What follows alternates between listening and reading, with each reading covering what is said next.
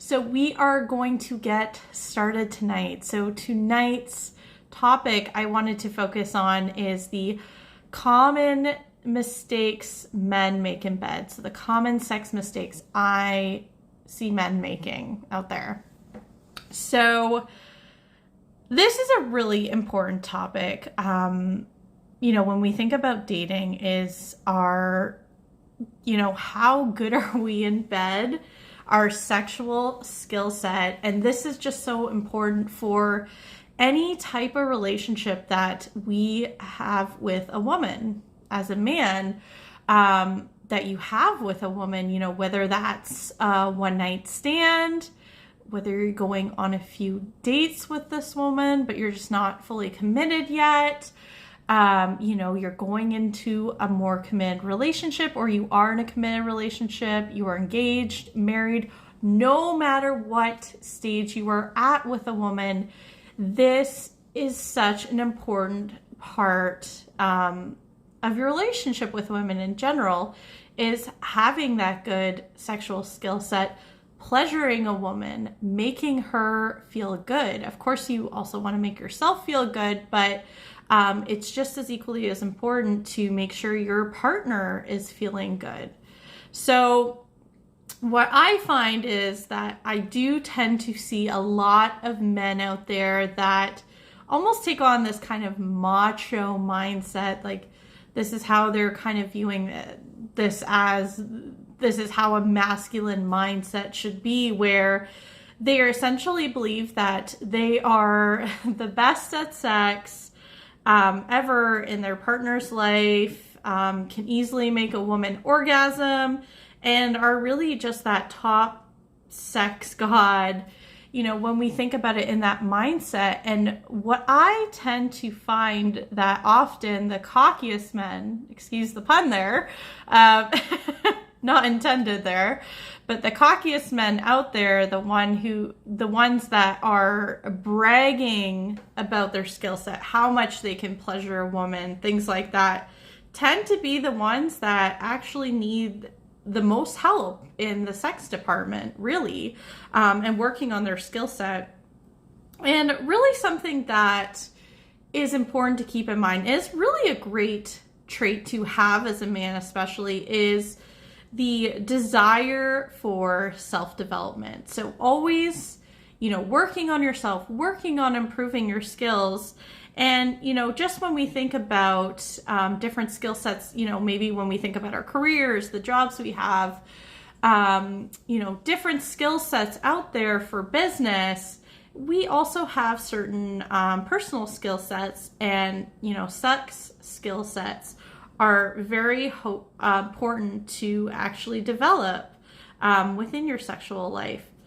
In fact, really, a change of thinking might actually just be the thing that takes your sex life from just being decent, okay, maybe good, to absolutely mind-blowing for you and your partner. It's totally possible to have mind-blowing sex.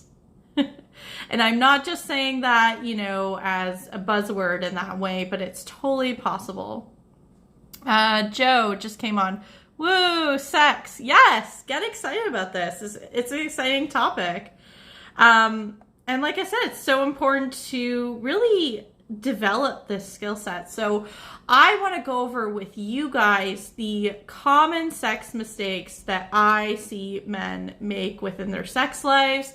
These are just things, you guys know I'm really big into science and like psychology and things like that. So I'm always looking at studies out there. I'm always reading the statistics. So this is coming from, backed by science, studies, statistics. This is backed from my own personal life as a woman. This is backed by other women in my life, friends, family members, things like that. So, it's really something that I can say on, a scientific level as well as a personal level, that these, areas, these mistakes are common mistakes that I keep hearing over and over again that men tend to make. So the first mistake I want to share with you guys is that a lot of men out there tend to have the mindset and believe that sex starts in the bedroom. So this is a mindset I do see a lot of men have, that sex starts in the bedroom. Something that I want to make clear with you guys, you know, when we're talking, so for example, when we look at the topic of foreplay, a lot of men out there tend to think of foreplay, again, you know, it's when you get in the bedroom or just before you're about to get into the bedroom, you're just about to have sex. That's when you're doing foreplay. That's when you're kissing. That's when you're, you know, touching each other. Clothes are coming out, things like that. That's where a lot of men tend to think, where, you know, when we're talking about sex starting in the bedroom. Joe, sex can start anywhere. True, it can be in any location. I'm using the bedroom as just like a general sense when we talk about sex. You can have sex anywhere. That is very true.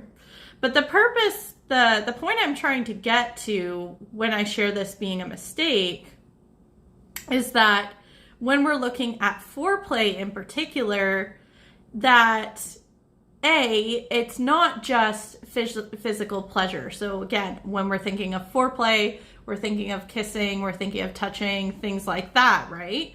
That it's not just physical, specifically for women. So that's something I wanted to note. That the other thing I want to know is that when it comes to foreplay, it's not just, you know, starting in the bedroom either, that it's something that is actually ongoing. Again, a lot of men out there don't realize the importance behind this. So something that I want to kind of go into detail with you guys when we're looking at this common mistake, this whole sex mistake being that sex starts inside the bedroom. So when we think about it, how men get turned on in comparison to how women get turned on is actually very different. So as a man, when you get turned on, you know, the feeling of horniness and things like that, and you're ready to essentially get down and dirty with a woman, you're ready to have sex, it's almost like an instant reaction you have. So to compare it to almost like flicking on a light switch.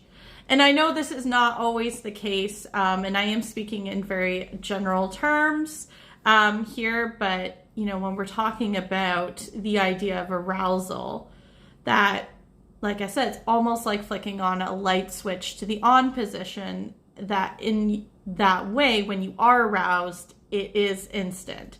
So for women, on the other hand, it's a bit more complicated, and you guys probably have noticed that, especially those that have had more experience, you know, more sexual partners, more experience sexually with women, that you have to really work for her arousal.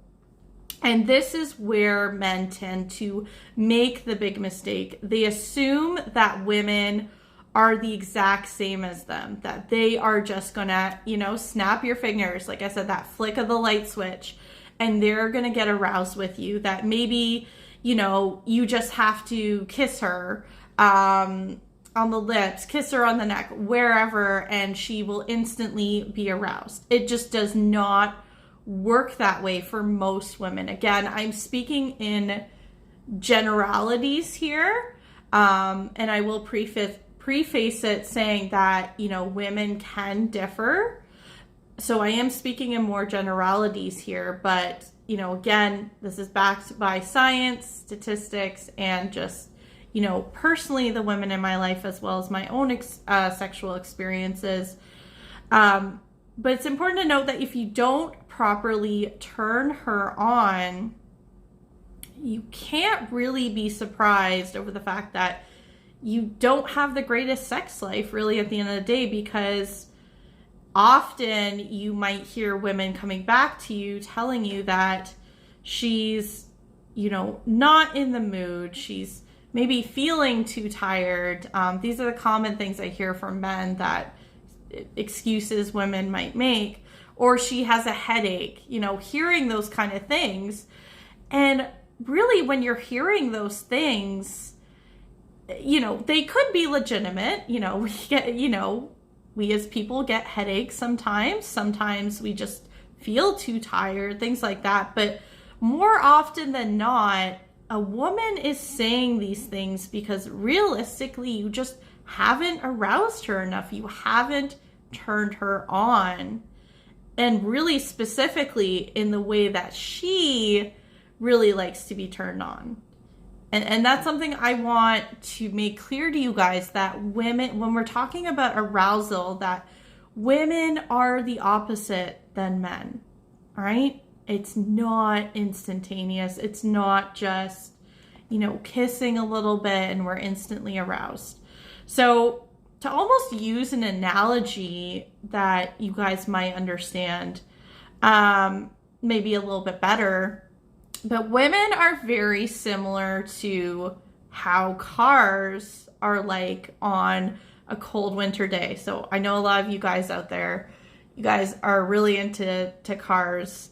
But a woman, you know, using this analogy, women are like cars on a very cold day that haven't been driven in a while and are covered in ice and snow. So in order to get this car drivable, so right when we think about it, might be a little harder for some of you guys, depending where you are in the world, but if you've personally experienced a winter with cold and snow and things like that, this might be a little bit easier to understand this analogy. But in order to get this car drivable, you guys probably know this if you went through this experience, but to get this car drivable, and in this case, a woman turned on for you, you need to warm up the engine. You need to also take care of the car in general too, by cleaning off the snow, cleaning off the ice. And then once that car has been warmed up for a while and taken care of in that way, it's now time that you can go for that ride. All right. So hopefully that's a bit of an analogy I came up with that kind of helps to you guys to kind of understand this. And, you know, a woman is no different than a car in this case, right? Again, using this analogy, because women rarely ever get turned on instantly like you men tend to do. You know, we need to be warmed up first, and that warming up actually starts outside of the bedroom long before you guys are interested in sex, long before you've even initiated, you know, the idea of sex. In fact, this warming up actually starts hours and maybe even days, weeks before you even get into the bedroom. And I want you guys to be okay with this. I don't want you to feel overwhelmed by me saying that. But I think it's just so important to note, and I'm going to go into more detail when we talk about that, right? When we're talking about warming women up and how it's not just the physical, and you know, it takes longer and things like, it's not instantaneous. I'm gonna go into more detail on that in this live. Just quickly check the comments before I move into the next common mistake. Joe, the only thing that is similar between men and women is the biochemical effect produced by our brains during an orgasm. Just about everything else is different. Correct. Yes, you are right there, Joe. I read things. I'm happy to hear that. I think it's fascinating. So you're absolutely right there. Joe, communication is super important. Get to know what she likes. Absolutely. And, you know, that's something I'm going to actually touch on in this live. So I'm so glad you mentioned that, because you are 100% correct there, Joe. So I'm just double checking my notes here. So the next one I want to go over with you guys is so the next common mistake I, not only have experienced myself, but just hear commonly from women, and just, you know, again, when we're looking at statistics and the science backing it up, but a lot of men out there making the mistake of only sticking to physical pleasure and physical foreplay. So when someone often describes their turn-ons and turn-offs, they generally are described in a way that talks about it in the form of physical pleasure and their physical interests. So things like, you know, kissing, cuddling, hugging, and of course, sex.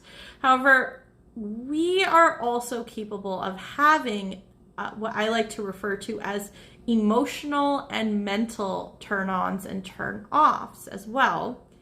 And for women, these two types, these two areas, so right, emotional and mental turn-ons and turn-offs are especially crucial to women, because majority of women out there tend not to be aroused most by, you know, on a physical level, like majority of men tend to be, but more so on a mental and emotional level. So that was something I just wanted to make very clear with you guys about, that, you know, this essentially means that you need to step up your, and this is a term that I coined actually personally, but essentially your romantic foreplay. And this is something I've talked about in the past when I coined the term romantic foreplay, is that, again, the misunderstanding of foreplay only being physical pleasure. So when I coined that term, romantic foreplay, I'm talking about foreplay of not just the physical, but the emotional and mental as well. And this is something you need to understand and really step up your game essentially in this area if you want to be getting more sex in your life with the partner you're with, or just women in general. Now, like I said, looking at romantic foreplay, as I said, it's a term I coined to really just help my clients, to the single men that I work with, to really improve their sex lives, because this term really is key for winning your woman over and getting more sex, like I said. So what does romantic foreplay include, right, when we're looking at it? So it includes things like, these are just some examples, but, you know, communicating with her, complimenting her, sharing your feelings with her, being affectionate towards her, hugging, kissing, holding hands with her. So these are just a few things, but as you can see, it's not just physical things I named. We're talking about areas of emotional and mental as well on top. I just want you guys to be clear on that. So focusing on her needs and turn-ons, really without the motivation, expectation for sex from her, right, will not only make her happier and more confident feeling, but also in the end, more turned on, aroused by you, and wanting to have sex with you more often in return. And the more you turn her on with this romantic foreplay, especially if you know her love language, which is a training that we are going to do down the line. I'm dedicating a whole training talking about love languages, because it's really just that key to, you know, relationship success, especially. But if you know her love language, again, we'll talk about that later down the line, but you continue to do this romantic foreplay with her on a regular basis. So what this means, daily. You need to do it every day, guys. But essentially, when you're doing it on a daily basis, it's going to turn her on more, and she will feel more aroused towards you. So again, that's something that, like I said, we'll explore love languages in more detail, because it really, for another training, because it's just such a deep topic that I wouldn't be able to talk about it all in this training. But it's something that is going to really connect to this romantic foreplay. So once I post that training, keep an eye out for that. But moving on to the next one, to stay on topic with this training. Another common mistake men make when it comes to sex is expecting penetration alone to make her orgasm. So another really common one I hear about too. And this is something that I'm actually going to be dropping a bit of a sex bombshell on you guys that is going to blow your mind, right? Which is that it's a whole did you know fact, but did you know that only 20% of women can orgasm from penetration or sex alone? Only 20%. And there's so many men out there that are making this mistake where they are only using penetration. Only 20% of women out there can orgasm through penetration alone. This means that the 80% of women out there are not able to orgasm through sex penetration alone.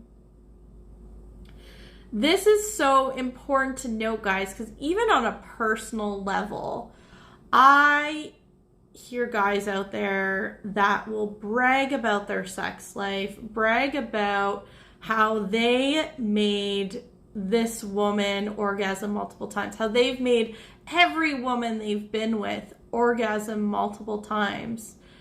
And since I know these facts and these things, and obviously I share them with you guys, but because I know these facts, and when I hear this, I just have to bite my tongue because I'm laughing inside my head in a way, because I know majority of those women probably faked it or lied to that man, which in some ways is, in a lot of ways I should say, is a really big problem. It's a whole different discussion, but surrounding, why women do this and what can be the consequences behind doing that. But that's a whole different discussion in that way. But I wanted to make it at least known to you guys, because a lot of guys out there don't know this really mind-blowing fact that only 20% of women can orgasm from penetration sex alone. This means that 80% of women out there are not able to do so through only penetration, only sex alone. So, kind of thinking about that, going into it further, like I said, I could go into a whole discussion around it, that why women do this, why, and kind of the whole consequences. And, that could be a whole live in itself. A whole mini training for you guys, but just so you guys have this information. Oftentimes that I hear kind of that feedback, a lot of times I hear it's, the reason why women are doing this is that they think they are being very caring towards you and your feelings. They want to make you feel good in the moment. They don't want to squash your ego, because we know this is an area you men are sensitive about, that you could be really hurt by. So the problem with that kind of example there of why a woman could, fake it essentially, the consequences around that, what they don't realize through these actions is that realistically, they are setting, these women that do this are setting you up for failure and really not the greatest sex life. Whether that's together or you moving forward with other women. And this is something why I do always encourage, and Joe mentioned this as well, the importance behind communication. I always encourage the men that I work with to really have active communication in the bedroom when you're, having sex, before sex, anytime, just having that active communication to really find out what a woman really likes. So this way, if the majority, again, going back to that statistic, right, 80% of women can't orgasm through penetration or sex alone, that majority of those women that can't orgasm through intercourse, that we need to look at other ways of helping women, because that's a huge majority of women, right? So we need to explore other ways. So how can you go about making her orgasm, right? Again, this is the majority of women there. So women orgasm, just so you guys know, tend to orgasm more consistently from oral sex than from penetration or intercourse alone. So some other ideas might include, different and varied sex positions, or maybe she's on top, or maybe it's better if you're on top, whatever the case being. So different types of sex positions. Also looking at the idea of using sex toys. So for example, like a vibrator in the bedroom to help her orgasm. So these are all really great ideas, as what makes 80% of women out there orgasm tends to often be through clitoral stimulation. And that kind of leads me into the next mistake that I tend to hear. I'll just double check the comments. Joe, if she has sex toys, you can use them on her. Exactly. Just exactly what I mentioned. Now, absolutely, sex toys, bringing them into the bedroom. Men, I do have to say this because I've heard this sometimes from men, just personally, in my relationships and all that. Don't be afraid to bring sex toys into the bedroom. Don't be intimidated by them. Don't worry that they're going to replace you. They're just things to add to the experience, to make it more fun, to make it more pleasurable for her, because you both want to enjoy having sex together at the end of the day. Joe, it's not just about the D. Exactly. It's not just about your pleasure. It's got to be both of your pleasure as well. So now, kind of hearing that, Joe, side note, there are sex toys for guys, and most women will use them on YouTube. Exactly. You are totally right, Joe. There are sex toys out there for men. Definitely, worth exploring, getting yourself more familiar with, opening your mind if that's something you're, comfortable with. Definitely looking into it. There's not only, like Joe said, and I totally 100% agree, there's not only just sex toys out there for women, there are sex toys for men.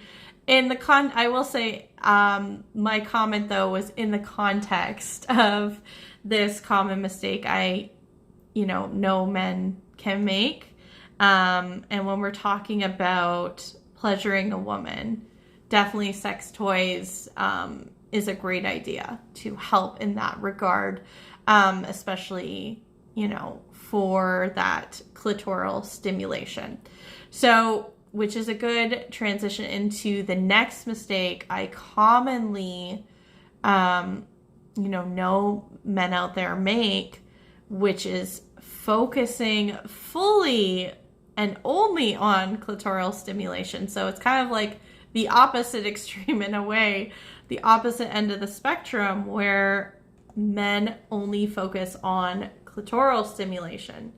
So, like I said, in that last mistake, only focusing on penetration, that's a mistake there. But the other mistake going on the end of the spectrum is only focusing on clitoral stimulation. So why is that a problem, especially when I just shared, 80% of women can't, orgasm through penetration only, and they tend to orgasm more so through clitoral stimulation. So why is this a problem that men, put their focus into that? Well, the problem with that is, it just doesn't fully work out that way, because you can't only just focus on clitoral stimulation to make a woman orgasm. And to put it kind of in the understanding for you men out there to understand, it's kind of like the equivalent of a woman giving you a blowjob and she only focuses on just the tip of your penis and nothing else. Yes, does it feel great? Okay, I can't say this on a personal level because I'm a woman. I'm speaking from feedback I've received from men in general, that it feels great. But the thing is that you want her to focus on different areas down there. You want her to do different techniques too, right? And women are really no different in that matter. They want you to focus on different areas. And really the only big difference when we're talking about anatomy, outside of the obvious, it's just that as women, our anatomy is a bit more complex than yours as men. And some men don't fully understand the anatomy of the clit itself. And to really sum it up for you guys, because I can't really show pictures, but to describe it, it's more like a small button that you can see. And it has, and this is why it's important, the stimulation behind it, but it does have nerve endings in it spread throughout the vulva. A lot of people tend to mislabel this as a vagina, but vulva is the actual proper terminology. Again, I'm very science-based here. And it's located inside the vagina. And it's all potential pleasure points worth exploring, because paying too much attention to the same thing, in this case her clit, can actually take away the pleasure for some women out there. And this is just because it can become so sensitive that too much stimulation can actually hurt her after a bit, can take a very pleasurable sensation and turn it into a painful one for her. So it's just really important that you be careful that you don't make this common mistake as well too. And that you should always be trying different things and actively communicating with her to see what she likes and to really know exactly what is going to get her off as well, aroused, orgasming, things like that, right? So another common mistake, and this is going to be the last one I want to share with you guys, because I think this is really important, and I think this is really a big one out there, and it's a very common one, is assuming you know what she wants. So one of my all-time favorite sayings, it's like life motto here kind of deal, it's like one of my favorite sayings, and my partner, family, and friends can all attest to this, how often I say this in my life. But when you assume you know what she wants. When we think of the word assume, when we think of this word, sorry, it's for me, it makes me giggle, but when we hear the word assume, do you know what they say about those that assume? Well, you make an ass out of you and me. So spell it out. Assume, break it down. Ass, you, me. So this is one of my favorite sayings to say. Whenever someone assumes something, I always quip in with that line. Always makes people giggle. But, you know, like I said, spell it out. If you don't get the joke, just take time to write the word down and spell it out. So essentially though, Joe, assume, yes, you make an ass out of you and me. And, you know, when we're looking at it in this kind of context, you are essentially making an ass out of yourself when you assume you know exactly what a woman wants. Because here's really the kicker, men, is that women, just like you, are all different. We are different in the sense, every person is different in the sense, because we all have certain techniques we like, certain places we like to be touched, not touched, things like that. And what works for one woman isn't necessarily going to work for another. Hell, what even worked for the same woman the past 10 times might not all of a sudden be what she wants this 11th time around. So I think you guys kind of get the picture, but, and the point I'm basically trying to get at is that when you assume what a woman likes in the bedroom, you're going to be more than likely leaving her very sexually frustrated, very unhappy, and turned off, right? So it goes back to where I was saying that you'll probably hear phrases like, I'm too tired, I'm, you know, I have a headache, not right now, things like that, just excuses in a way to push you out. And again, don't assume that these are always going to be excuses, because we can legit have headaches, we can legit be too tired, for example, but often not. It's probably just more so the issue that she is just not being turned on the way that she needs to be turned on and aroused to be open to having sex with you. And here's also the other thing that I think is important to mention, especially when we're talking about communication, that sometimes a woman might not always volunteer that information right away. So when I mean that information, like the things that turn her on and off, where she likes to be touched, where she doesn't like to be touched.